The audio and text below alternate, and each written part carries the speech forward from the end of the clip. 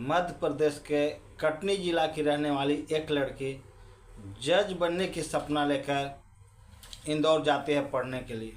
वहाँ पीजी में रुककर, गर्ल्स हॉस्टल में रुककर पढ़ाई करती है।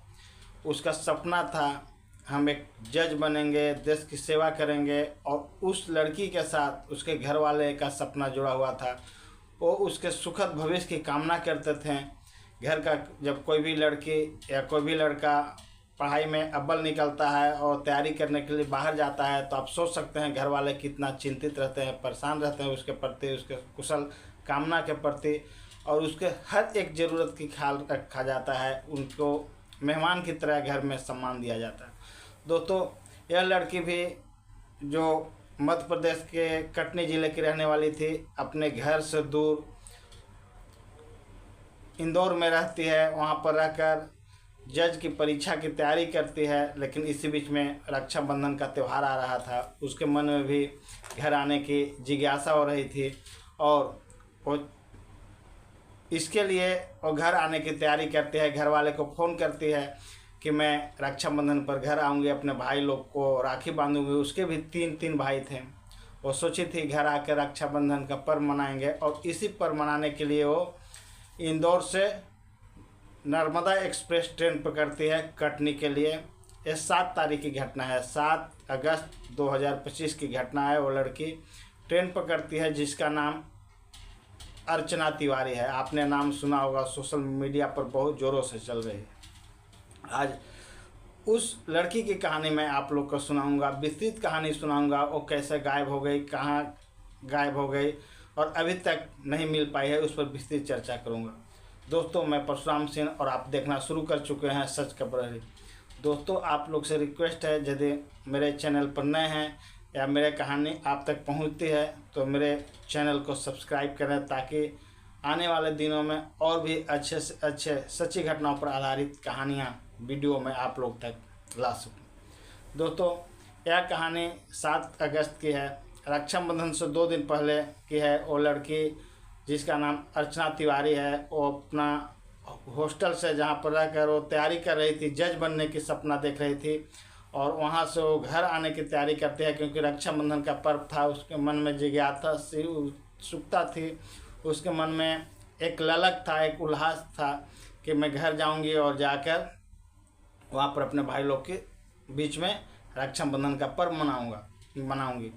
लेकिन इसी बीच में जब वो ट्रेन पकड़ती है और यहाँ पर अलह सुबह कटनी में उतरना होता है उसको, लेकिन उतर नहीं पाती है। घर वाले जब उसको रिसीव करने जाते हैं तो वहाँ वो नहीं मिलती है, और उसका सिर्फ एक छोटा सा बैग मिलता है जो घर वहाँ से हॉस्टल से वो लेकर निकली थी। दोस्तों, घर वाले संशकित होते हैं, परेशान होते हैं, क्योंकि उस रात 10:30 बजे तक वो घर वालों से, लगभग 10:30 बजे तक घर वाले से अपने माँ वगैरह से बात की थी। उसके बाद फ़ोन उसका स्विच ऑफ आ रहा था, तो घर वाले यही सोचे कि वो आ रही होगी तो रास्ते में स्विच ऑफ कर ली होगी, फ़ोन सो गई होगी। इस तरह से अब कभी क्या कर सकते हैं जब लड़की ट्रेन में है।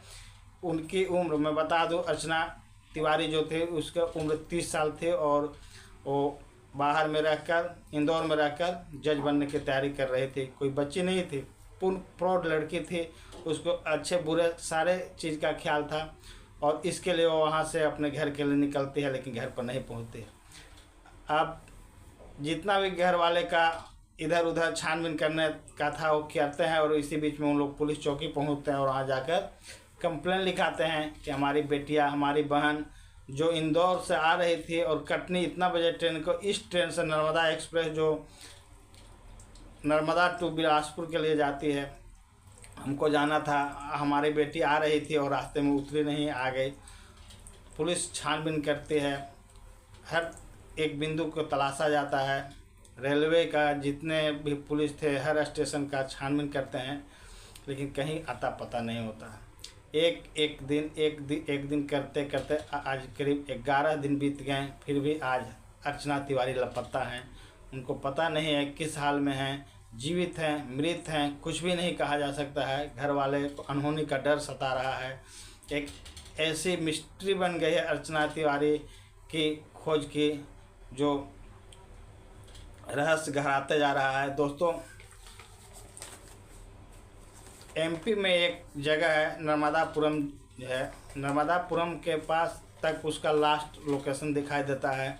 नर्मदा ब्रिज है, उसी पर एक बना हुआ नर्मदा ब्रिज है जिस पर ट्रेनें गुजरती है, तो वहाँ तक उसका आखिरी लोकेशन पता चल रहा है। उसके बाद उसका फ़ोन स्विच ऑफ हो जाता है।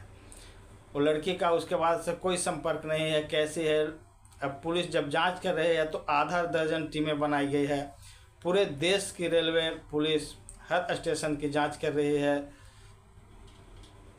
हर जगह की छानबीन कर रही है, कहीं से कोई सुराग मिले आखिर वो लड़की यदि जिंदा है तो कहाँ है, मृत है तो कौन उसको मारा।